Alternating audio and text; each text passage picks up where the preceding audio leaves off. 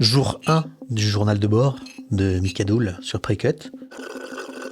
Aujourd'hui, il faut que je finisse la landing page. Ça fait vraiment un petit moment que je suis dessus, des semaines, et honnêtement, ça me prend autant de temps à faire que une vidéo YouTube. Bizarrement, je vois pas pourquoi ça me surprend. Parce que l'idée c'est la même, c'est de raconter une histoire, du coup là sous forme de UI, de User Interface, d'interface utilisateur, t'as compris? Bon, j'ai compris ce truc-là un peu la semaine dernière, en discutant avec des collègues, notamment avec Karim, qui m'a fait un petit roast de cette landing page, et qui m'a fait pas mal de retours. Et effectivement, après ces retours, je me suis dit, pourquoi ne pas la construire comme une vidéo YouTube ? Tout simplement parce que je dois raconter un début, un milieu et une fin. Et le début, l'aérobanner, donc, c'est comme un hook sur une vidéo finalement. C'est-à-dire que c'est là où tu dois accrocher ton viewer ou ton visiteur dans notre cas. Et pour le coup, ce qui manquait, en fait, c'est le pourquoi. Pourquoi on fait ça ?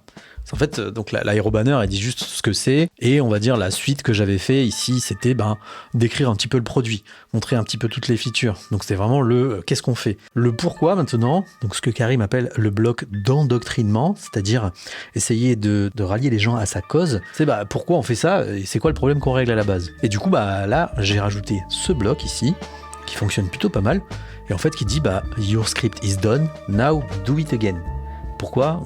Parce que l'idée de départ de Precut, c'est de dire t'écris ton script et ensuite tu dois tout répéter, tout remettre sous forme de blog dans ta timeline, etc. Donc là, c'est ce qu'on évite en fait. Je ne l'ai pas fait tout seul et je l'ai fait avec Claude. Il faut un peu que je te parle du prompt que je lui ai donné parce que je suis plutôt fier de moi en fait. Et en fait, le prompt que je lui ai donné, c'est tout simplement cette vidéo. Parce qu'en fait, dans cette vidéo, j'explique justement pourquoi on a fait le produit. Et donc, il a pu prendre le transcript de la vidéo et il a, on va dire, transformé ça sous forme de UI. Et je trouve ça excellent parce que du coup, il a bien compris le problème et c'est lui qui m'a fait cette petite timeline là qui fonctionne plutôt bien. Et il m'a même rajouté donc un bloc de réassurance, on va dire, où donc je parle du produit, je parle de moi, je fais une citation pour montrer un peu que Precut c'est un projet sérieux et c'est fait par un créateur de contenu qui connaît les problématiques de la réassurance. Du coup maintenant ma page elle ressemble plus à une vidéo, c'est-à-dire que t'as un hook, t'as une intro qui t'explique un petit peu le contexte et l'histoire qui est déroulée. Et du coup l'histoire qui est déroulée, ça pareil, je l'ai bossé avec Claude, donc il m'a fait un petit peu, regrouper les fonctionnalités dans une histoire et par thématique. Donc on va avoir du start writing your story, donc on va dire toute la partie text edit et toutes les autres parties que je te montrerai plus tard parce que la landing page, elle est pas terminée. Parce que faut encore que je bosse la partie responsive. Je sais pas s'il y a des designers parmi vous. Perso, moi, les landing pages, c'est vraiment pas ma passion. Moi, ce qui m'éclate, c'est de bosser sur de l'UX. Une landing page, c'est plus un côté marketing. Mais bon, j'ai quand même essayé de faire un truc cool où je m'amuse. Maintenant, c'est la partie chiante. Faut faire à la fin le responsive. Alors, je sais que depuis des années, on dit qu'il faut d'abord commencer par la page en version mobile pour voir ensuite ce qu'elle donnera en version web. Mais perso, ça m'emmerde. Je préfère voir directement le rendu final sur du web, quoi. Bon, là, la complexité, ça va être de faire en sorte que ces blocs-là, ces vidéos, elles s'affichent aussi en mobile. Du coup, je sais pas trop ce que ça va donner. Mais par contre, comme elles sont dans des blocs différents, on va dire, il faut que j'arrive à les remettre ici. Donc go to cursor et on va faire ça.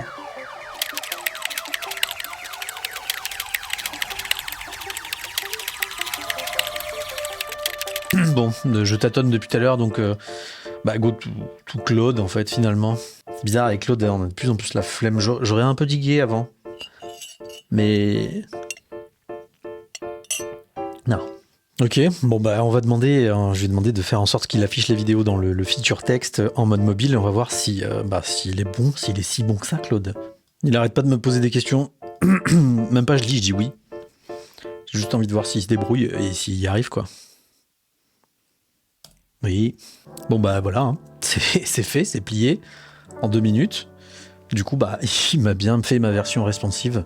Des fois, je me dis pourquoi je m'emmerde. C'est nickel. Quoi. Mais là, je l'ai laissé bosser. Je lui ai demandé de me faire d'autres trucs.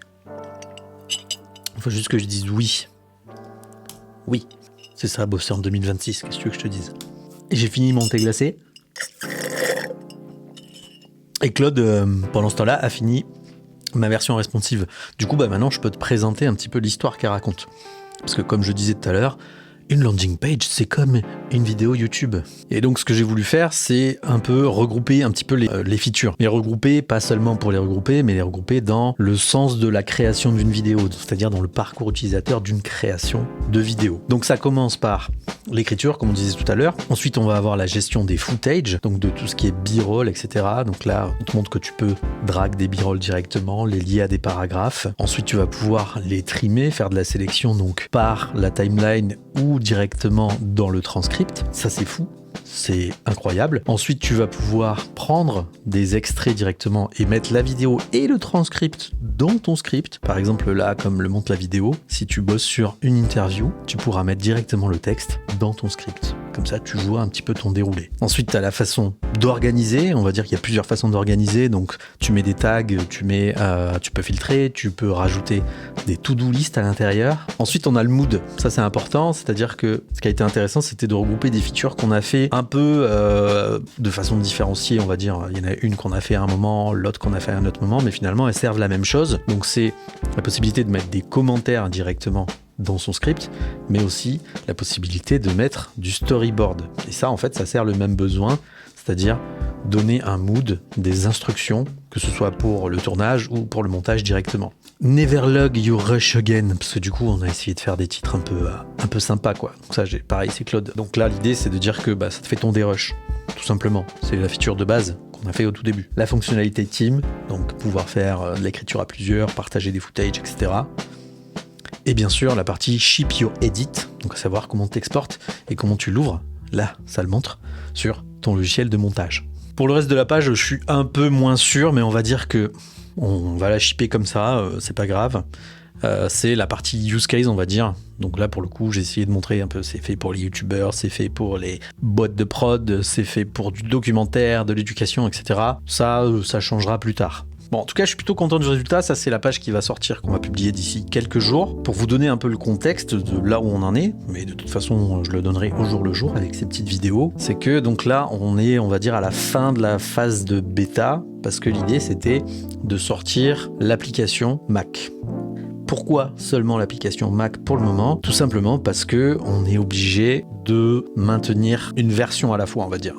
En fait, jusqu'à présent, l'application a fonctionné sur Chrome et on a vu qu'avec les bêta-testeurs, donc la complexité, c'est que chacun a son navigateur préféré, peut pouvoir utiliser Arc, Brave, etc. Et c'est difficilement maintenable parce que la force de Precut, c'est que ça utilise le file system. Donc tu peux te connecter avec ton file system. Et ça, chaque navigateur a sa façon de faire. Donc c'est un peu compliqué de maintenir tout ça à la fois. Donc la décision qu'on a prise, c'est de faire une app pour le moment sur Mac et qui sortira bientôt sur Windows. Mais en tout cas, pour le lancement qui devrait arriver normalement la semaine prochaine, si je me trompe pas, on sera seulement sur Mac.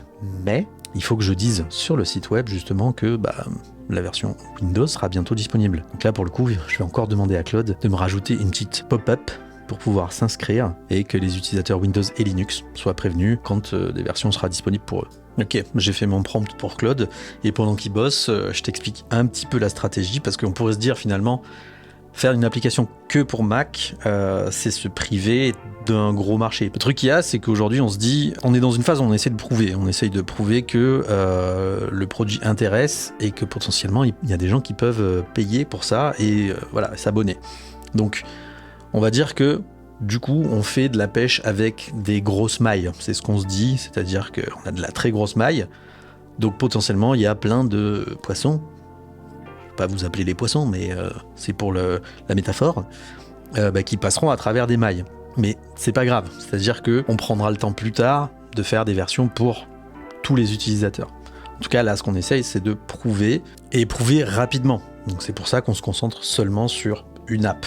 Parce que si on devait faire toutes les apps, ça reculerait le moment où on essaye de prouver que ça fonctionne avec un marché, et donc potentiellement, si ça fonctionne pas, je ne l'espère pas, on aurait perdu du temps. Donc c'est pour ça, mais ne vous inquiétez pas, ça arrivera sur Windows. Encore une fois, Claude Code est incroyable, c'est bon, j'ai ma modale, elle est là. En tout cas, voilà pour cette landing page et l'histoire que je voulais raconter un petit peu dedans, cette histoire façon vidéo YouTube, on va dire, avec un hook, une intro, un déroulé. Je suis plutôt content du résultat, mais bon, la métaphore s'arrête là parce que donc une fois qu'elle sera publiée. Contrairement à une vidéo YouTube que tu publies et que tu ne te retouches jamais, là il faudra y passer encore et encore, notamment pour le SEO. Mais bon, à chaque jour suffit sa peine. Donc ça sera pour une prochaine vidéo. Je te fais des bisous.